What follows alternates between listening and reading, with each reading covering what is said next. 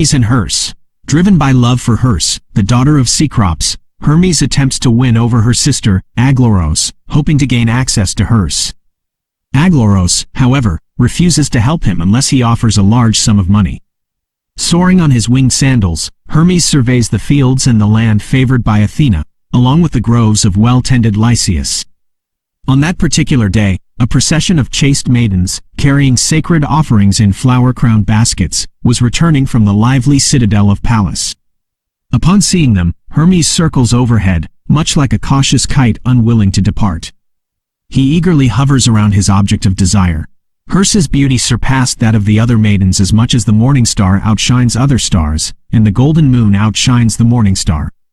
Entranced by her beauty, Hermes, suspended in midair, burns with desire. It's as if a lead weight hurled from a balearic sling has become red-hot in flight.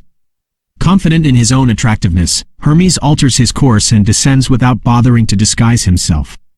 He takes a moment to neaten his appearance, ensuring his cloak hangs properly to display its golden trim. He polishes his staff and makes sure his winged sandals gleam on his freshly washed feet. The house had 3 chambers adorned with ivory and tortoiseshell. Pandrosos resided in the right chamber, Aglauros in the left, and Herse in the center. As Hermes approaches, Aglauros notices him and inquires about his identity and purpose. Hermes, grandson of Atlas and Pleione, reveals himself and pleads with Aglauros for help in winning Herse's affection. Aglauros demands a hefty amount of gold in exchange for her help and insists that Hermes leave the house immediately. Angered by Aglauros's greed and betrayal of her secrets, Athena fixes a stern gaze upon her. Aglauros, realizing her mistake, agrees to help Hermes and receives the promised gold. However, Athena is conflicted by the situation. She seeks counsel from Envy, who resides in a dark cave perpetually devoid of light and warmth, a place filled with chilling darkness. Agamemnon and Envy. Athena, the fierce warrior goddess, arrived at Envy's dwelling. She stood outside, not wanting to enter this loathsome place. With the tip of her spear, she struck the doorframe, and the doors flew open. Inside, Athena saw Envy feasting on vipers, a fitting meal for such a spiteful creature. When Envy noticed Athena, she turned away in disgust. Envy begrudgingly rose, leaving behind the half-eaten snakes. She lumbered towards Athena, her face pale and gaunt. She never made eye contact, her teeth were stained, and bitterness radiated from her.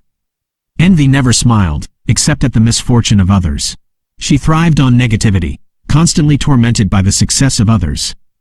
Despite her hatred for Athena, the goddess spoke briefly, "Infect one of Cecrops' daughters with your poison."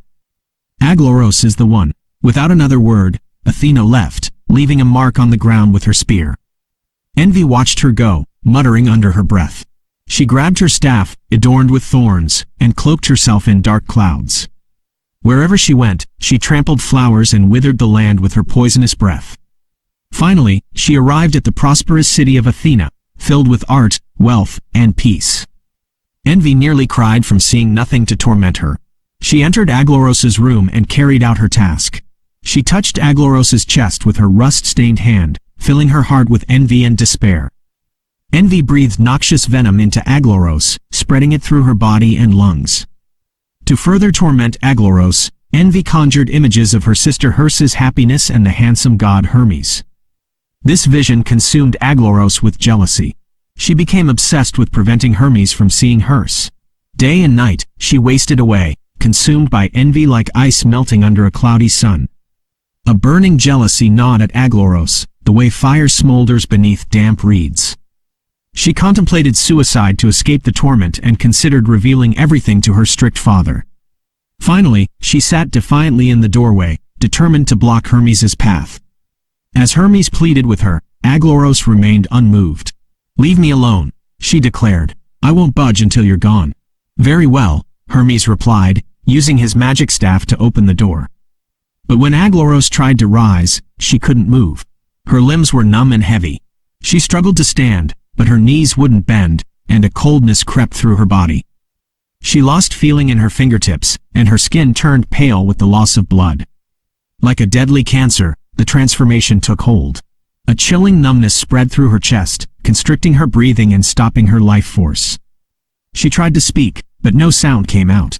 Her body turned to stone, her face frozen in a look of defiance. Even the stone wasn't white, it reflected the darkness within her.